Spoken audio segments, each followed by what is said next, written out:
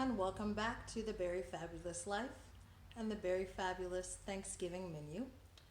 Continuing today's video segment is our low-carb green bean casserole. As you see, I've already got steamed green beans, and you'll need a cup and a quarter of that. That gives 3 servings. And I have them in this linen towel because you want to dry out your green beans. Any additional liquid will thin out our sauce, and we don't want that to happen. So once you steam or boil them, you want to place them in a bowl already lined with a linen towel, and you'll take them out of that linen towel and pat them dry. We've also got dairy-free half and half, that's in here. Our garnish of our French onions, that's my absolute favorite. I eat French onions the way people eat Funyuns. They're great. We've also got a dairy-free cream cheese. That's right, this dish is vegan. So for all my vegans, watch closely. And we've got here a salt-free blend of garlic, onion, and herbs. And stay tuned because we're going to have a short discussion on this particular ingredient because I wanted to highlight it as it is a fantastic option to substitute your half and half or your heavy cream. Be back soon. So before I got started, I usually try to avoid any particular product promotion in my cooking segments, which is why you always see my ingredients already portioned out and the measurements needed to, incorporate and mix the dishes. But I had to take a moment to give a shout out to Silk. Silk's half and half, not only is it dairy free, it's 15 calories per tablespoon, 1.5 grams of total fat, less than 1 carb, and no added sugar per serving. So this is a fantastic option. I had originally planned to use the fat-free half and half.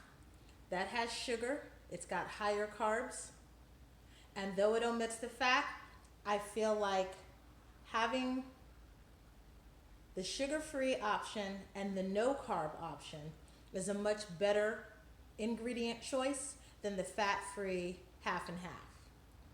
If you're not interested in using a dairy-free half and half option and you're using fat-free cream cheese that is actually dairy-based, then the fat-free half and half is a good option. But if you're going to use one dairy-free cooking item in your dish, you should continue the dairy-free cooking items unless it's something like a plant-based butter or something like that, something that's not going to have a large impact on the flavor and taste.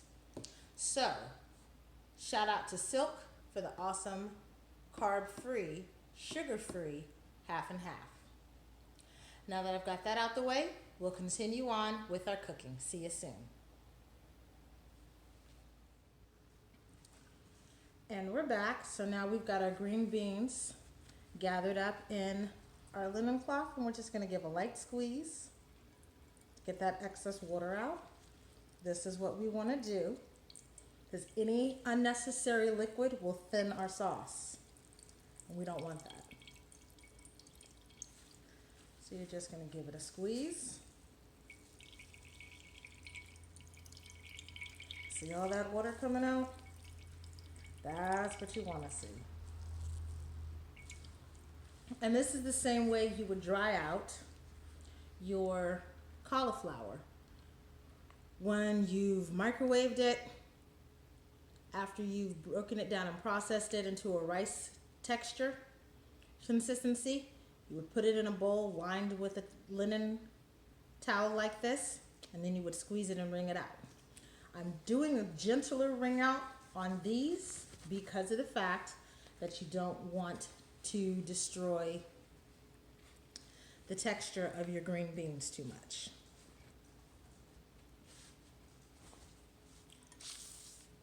If you give me a second, I will show you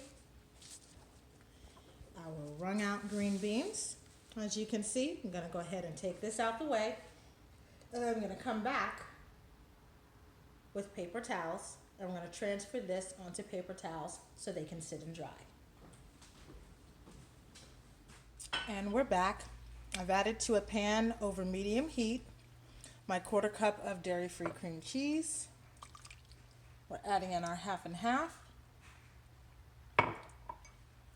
also dairy-free, and our 4½ teaspoons of a salt-free onion and herb spice blend.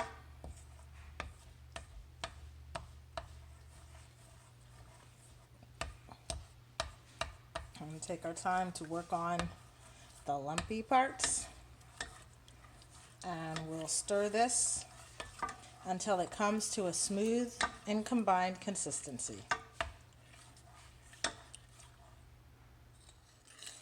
Now that we've got our sauce nice and smooth and combined, I've moved it to a smaller burner, and we're going to put it on a lower temperature so it can simmer until it coats the back of the spoon.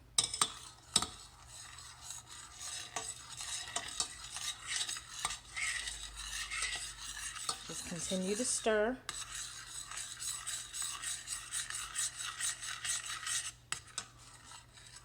And if you see any bits or any lumps,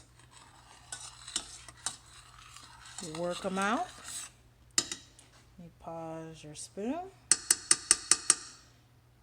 And the way you'll know it's coating is if you take your spoon over to a paper towel and get it clean. Stir it one more time, and you see that coating? That means that your sauce is now ready, and that's when you add your green beans. So we're going to come over here, roll our green beans up, carefully carry them to the stove, and through that little tunnel tube, just going to work them right into the sauce. And if they stick a little, just give them a shake. Sorry for that. Turn your towel over. And then you just want to open up your towel and make sure we had one lone stander. I told you my food likes to try to escape. We're not going to have that though. And then you stir in your green beans.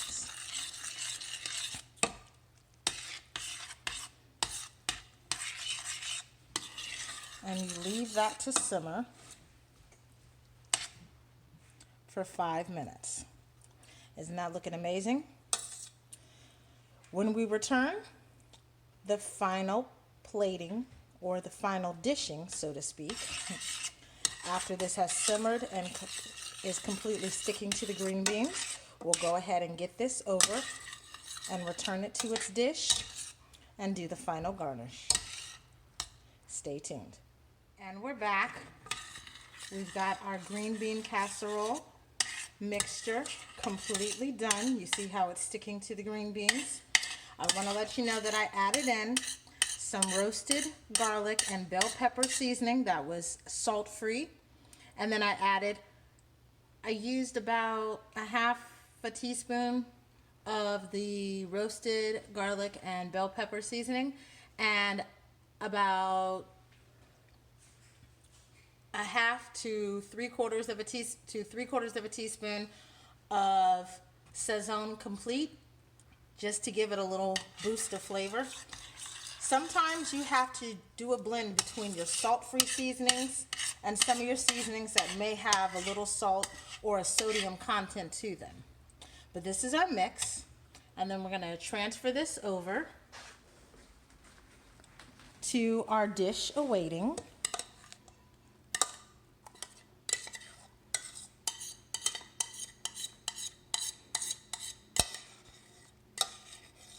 We want to get all that delicious sauce. Set that down over here on a heating pad. And then we're just basically going to level this out in our baking dish. And that's a nice 2 to 3 servings. It's 3½ servings, so you can have it for 3 days. And the final garnish would be with my favorites. I swear, I eat these like people eat Funyuns. What we're gonna take and add them along the edges of the dish, make it pretty.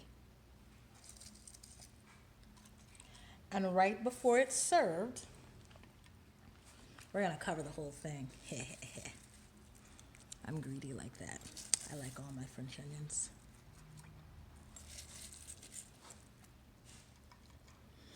And again, you can bake this if you want or broil it, but you really don't need to.